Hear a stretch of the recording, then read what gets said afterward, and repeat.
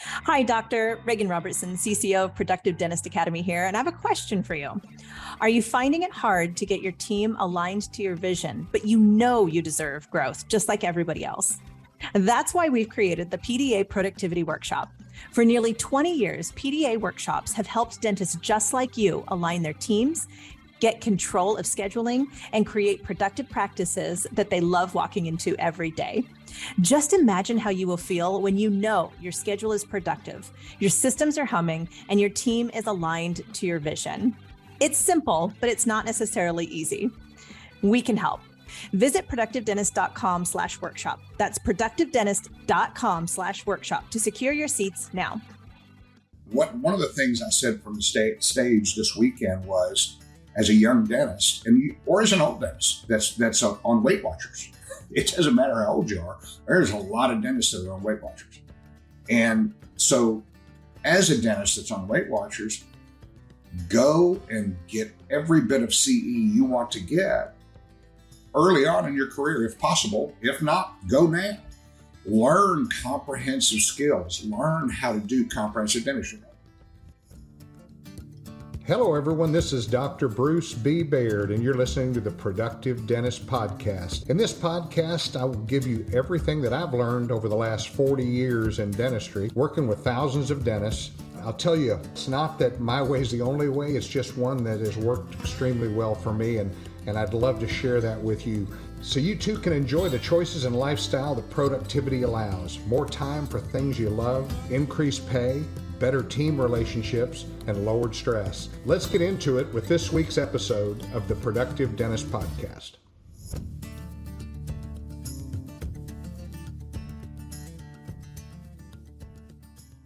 Hi, this is Dr. Bruce Baird with the Productive Dentist Podcast. Today's podcast, I wanted to talk a little bit about Weight Watchers.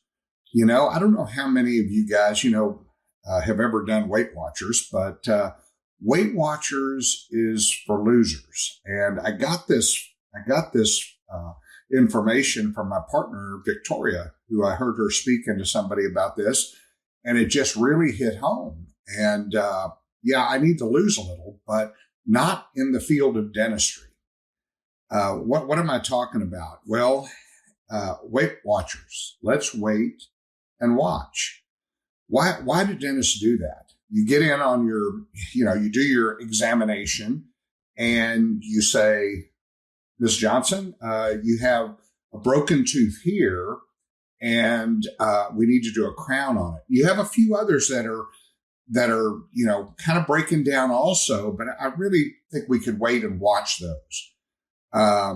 Or they just go through and just tell people pretty much everything in their mouth needs to be just watch. Let's keep an eye on it. In Texas, that's what we do. So why is that? I mean, I started asking questions and talking to some individuals. I was at Paul Goodman's Dental Nacho event, and lots of young dentists there. And that topic actually came up. And I was thinking to myself, why do people wait? Why do they watch things? And I can only come up with just a few reasons. One reason is they don't know how to do the procedure, or they're not comfortable doing the procedure. As a young dentist, especially post-pandemic, I mean, some of the students, they didn't get to do a lot of dentistry. They did a lot of stuff at home, and there was lots of testing at home, and things were done on Zoom meeting. Well, obviously that's a concern, but they're not all that comfortable doing a crown.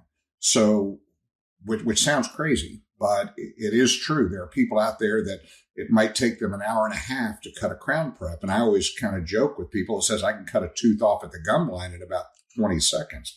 So why does it take so long to cut that crown prep? Well, it's just a lack of confidence and a lack of experience. And so there are people out there that are really doing some great education and teaching. I know Lincoln Harris, he's an Australian buddy that was actually lecturing this weekend. They have an entire program to help dentists get better at their treatment planning. So I think if you really think about it, that is one reason, is just not confident. Another reason, which is more cynical, in my opinion, is they only tell the patient they need one thing done and not the rest of it, is because insurance isn't going to cover it. We've talked about this before. 95% of all crowns done in the USA are done one at a time. And why is that? Well, because you tell the patient they need 3 crowns or 4 crowns or 4 giant fillings or 4 whatever, and the patient has the response, what will my insurance cover? Well, your team comes in and says, well, your insurance is going to cover $1,500, which is a standard statement because most insurance companies cover $1,500. If you have one that covers more, great. Of course, you guys know I hate insurance companies because they have no interest in whether you're successful or whether the patient gets any dentistry done or not. They're only interested in profits. And the PPOs are even worse because they're many times not even directly attached to a insurance company. It's just basically offering discounts to patients and the patients are paying them. But, so what happens to you is after you hear these patients saying, what will my insurance cover? And you say, or your team says it's going to be $3,300 and your portion will be $1,800. Insurance is going to cover $1,500. What does the patient say? Well, they say, can we just do one? And most teams have heard this over and over and over again for however long they've been in dentistry, because this has been going on for a long time. And what it does subliminally, I think it conditions dentists to say, let's watch this. Well, I'm going to use an analogy. What if you went to your heart doctor and, and is dentistry, does that equate to the heart? Well, we know that there are things that happen in the mouth that do can increase risk of heart attack, stroke, all of these things, whether it be periodontal, whether it be infections in the bone, all of these things can affect the rest of the body. But you went to your heart surgeon and he said, I really think we can fix this LAD, which is the Widowmaker. Let's put a stent in that, but let's keep a watch on these other 2. They're only blocked at 40%. Now, would that make sense to you? Would that make sense? Would you want your doc doing that? No. I mean, when people come to see you as your healthcare provider, what are we told to do in our ADA code of ethics? It's a comprehensive evaluation of the needs of the patient. It's not the needs of the insurance company, because the insurance company needs you to only do 1 crown. Why? Because then that's all they have to pay. They get to keep the rest of the money and their profits go up. So why is it that Weight Watchers becomes a big symptom in dentistry? Because it's because insurance won't cover it. Another reason that people wait and watch, number one was they don't really have the skill set to sell it. I've seen that happen oftentimes with big crown and bridge cases or anything like that, where they've just gone to LVI or Pankey or Spear or Coyce, and they come home. They have the skill, but they don't necessarily have the confidence. Skill without confidence also causes people to wait and watch. Confidence without skill causes people to wait and watch. So really, it's a matter of building this confidence and skill together so that you don't end up on Weight Watchers. Because what happens when you're on Weight Watchers in the dental industry is you slim down your profits. You slim down what your production per hour is because of those reasons. So one reason was, don't have the skill. The other reason is insurance, and another reason when you think about it is they just don't have the verbal skills to get a patient to understand that they actually need this work done. And so, when you don't have confidence, when you're always having patients say no, that again starts to build this subliminal message to the dentist and to your team that says it's okay just to do one at a time. It's okay to do a little bit here and a little bit there.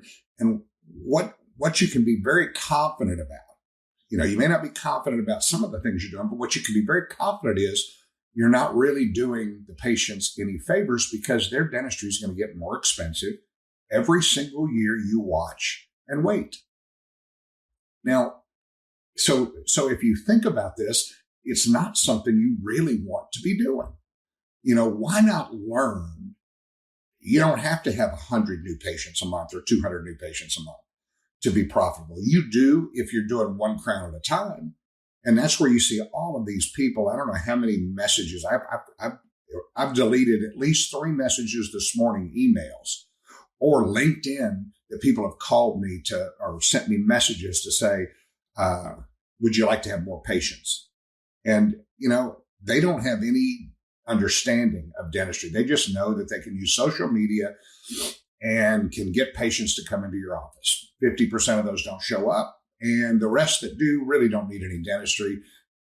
It's kind of a ploy that tries to get people in. And I don't want people that don't need dentistry anyway. So if I look at this situation, I don't need tons of new patients. I just need to do a comprehensive exam on every new patient that comes in. And that's the philosophy of Productive Dentist Academy. Do we do a comprehensive, full-blown exam on a teenager? No, that's a different animal. We have kids that come home from college. If they're 22, 24, 25, they can come get their teeth cleaned unless they have an immediate need. But we market more towards what I've always told you guys. We market more towards the train wreck. Why do we want train wrecks? Because they need a lot of dentistry, and I can help them, and you can help them. So one of the things I said from the stage this weekend was, as a young dentist, or as an old dentist that's on Weight Watchers, it doesn't matter how old you are. There's a lot of dentists that are on Weight Watchers, and so as a dentist that's on Weight Watchers, go and get every bit of CE you want to get early on in your career, if possible. If not, go now. Learn comprehensive skills. Learn how to do comprehensive dentistry. Now, if you're a drill and fill guy that just likes to do one filling at a time or one crown at a time, then don't do that. But I really don't want to go to your office. I don't want to come to you as an expert in the mouth and dentistry if all you're going to do is do whatever makes you feel good. I want you to tell me what the real deal is. And how do I do that?